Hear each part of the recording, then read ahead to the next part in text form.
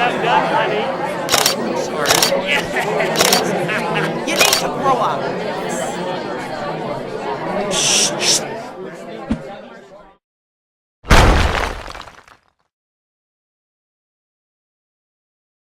Aliás, sobre essa PEC, presidente, eu tenho aqui uma cópia da carta da CNBB e se o senhor puder repercutir também para as pessoas que pensam como se manifestou a CNBB, que essa PEC é injusta e seletiva, palavras da Confederação Nacional dos Bispos do Brasil, porque não menciona nenhum teto para despesas financeiras, como, por exemplo, o pagamento de juros da dívida pública, e que beneficia os detentores do capital financeiro quando não coloca um teto para o pagamento de juros, quando não taxa grandes fortunas, não propõe auditar a dívida pública. E nas palavras, aí usando um pouco de religião, né, supervaloriza o mercado em detrimento do Estado. O dinheiro deve servir e não governar. Fica-se a impressão de que é uma proposta que vai tirar dinheiro de coisas sociais, saúde, educação, e vai continuar gastando muito dinheiro com o pagamento de juros da dívida pública. Isso, Mariana, me permite interromper.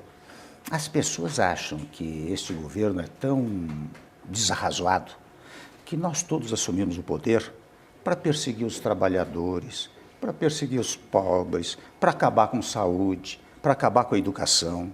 Né? Veja, o chamado teto dos gastos é um teto geral. Então você pode gastar, digamos assim, até 100 milhões de reais. Tudo bem, mas não existe um teto para a educação, um teto para a saúde, um teto para a cultura ou o que seja. Existe um teto global.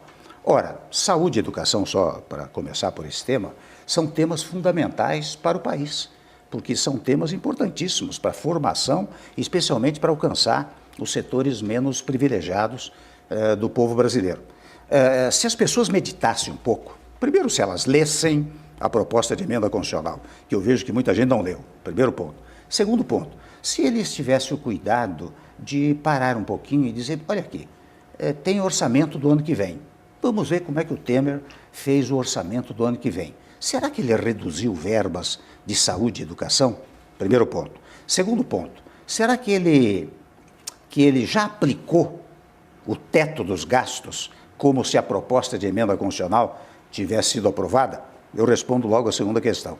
Nós organizamos um orçamento para o ano que vem que leva em conta o teto de gastos como se a proposta de emenda constitucional tivesse sido aprovada. E quando você vai lá, você vê que nós aumentamos as verbas para saúde e educação. Como fazê-lo? Tirando de outras áreas. Se você tem áreas prioritárias, importantíssimas, você tem que privilegiar essas áreas, você tira de outras áreas para manter o teto geral. Primeiro ponto. Segundo ponto, no tocante aos direitos sociais, é coisa curiosa, né? Durante muito tempo se disse, o Temer vai acabar com o Bolsa Família. Seria me chamar de, me permita a expressão forte, de idiota, né? Porque eu tenho percebido que, e nós todos percebemos, que a sociedade é economicamente multifacetada. Você tem gente rica, tem gente média e tem gente pobre e gente paupérrima. Na gente paupérrima, nós temos que prosseguir com o Bolsa Família.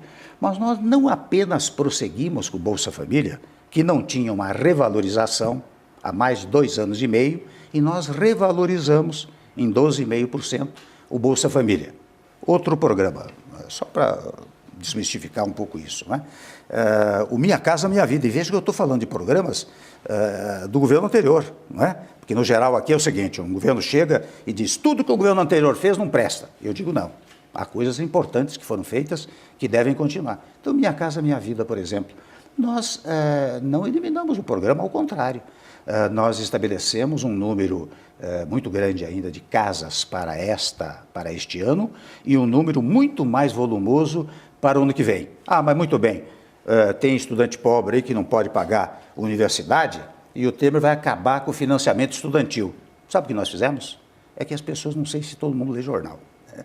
Nós criamos 75 mil novas bolsas de estudo para o financiamento estudantil. Percebe? Eu estou dando esses dados para mostrar como realmente nós estamos incentivando tudo isso. Nós estamos lançando agora, muito proximamente, aliás, acho que estou praticamente lançando, pelo menos oralmente, aqui no seu programa, o chamado Cartão Reforma.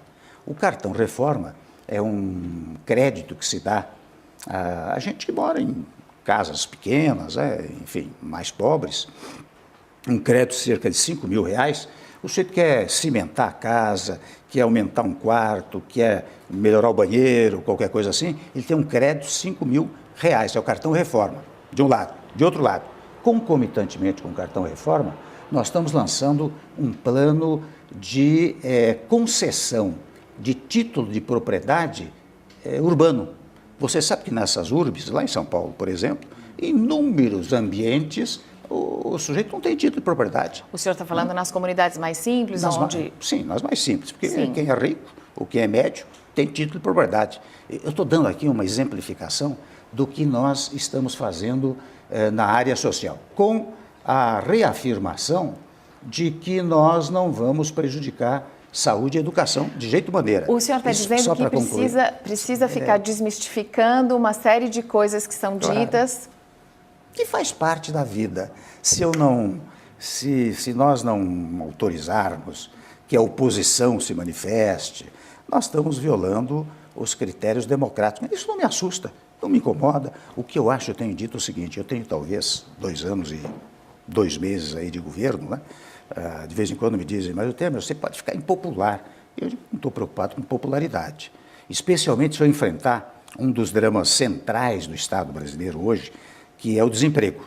Você sabe que nós temos 12 milhões de desempregados. Então, o que é preciso? Aqui sim, aqui entro nesse tópico. Essa PEC de teto de gastos vai ajudar a compor um cenário que favoreça a criação de novos empregos? Seguramente, porque dá credibilidade ao país, dá confiança. As pessoas percebem, não se fala sempre em cortar na própria carne. O que o governo está fazendo é isso, dizer, eu não vou gastar mais do que aquilo que é arrecado. E olhe, o Estado, Mariana, é como a nossa casa. Se você ganha R$2.000 e começa a gastar 3.000, num dado momento você vai dizer, olha, vou parar porque eu não posso gastar R$3.000. Ora bem, nós temos um déficit hoje no Brasil de 170 bilhões de reais. Se você não fizer uns cortes determinados, você fica no déficit. Isso gera desconfiança do mercado. E daí eu digo a você, por que o mercado é importante? Como é que você gera emprego? Por que o mercado é importante? Porque eu vi que com a redução de apenas 0,25 na taxa Selic, a gente economiza só em pagamento de juros da dívida 1,5 bi. Eu pensei, nossa, então por que não corta 5 ou 6, ou 7 ou 10? Então, por que não uma queda maior nos juros da nossa dívida para a gente pagar menos também, remunerar menos esse capital e compreendendo assim a crítica que algumas pessoas fazem a escolha de onde tirar o dinheiro? É porque você tem que reduzir os juros com responsabilidade. Devagarzinho? Devagarzinho. Mas tão devagar? Não, mas porque o juro é todo mês, né? Todo mês você tem uma reunião do Copom. Não é? Então você tem que ir reduzindo aos poucos, e eu tomo muito cuidado em me manifestar sobre isso, porque, embora o Banco Central não tenha autonomia plena, mas ele tem autonomia operacional. Sim. E no mercado financeiro, se o presidente da República começar a dar palpite do tipo, vamos dizer que eu dissesse aqui, olha, não, precisa aumentar, precisa diminuir 5%, cria um problema no mercado financeiro brutal, gerador até de inflação, que é uma coisa que você tem que controlar. Então, isto vem sendo feito paulatinamente. Mas eu quero dizer a você que para você gerar emprego, você tem que prestigiar o mercado, tem que prestigiar a iniciativa privada. Se você não tiver investimentos nacionais e estrangeiros, se você não tiver a indústria funcionando, o setor de serviços funcionando, o agronegócio funcionando, de onde vem o emprego? O emprego vem disso, as forças produtivas da nação são o empregador, né, o empresário, e o trabalhador. Essas são as forças produtivas da nação. Então você precisa realmente incentivar o mercado fazendo o quê? Dando-lhe credibilidade. Se você não tiver credibilidade do governo, o sujeito não tira dinheiro do bolso para investir. Olha, Mariana, eu fiz várias viagens agora, com vistas até a trazer investimentos estrangeiros para cá. Enfim. Sim, tem uma manchete no Wall Street Journal dizendo que o Brasil estava aberto para negócios. É possível, é possível. E nós estamos abertos a isso, nós estamos o quê? Levando confiança, dizendo, olha, o Brasil agora tem estabilidade política,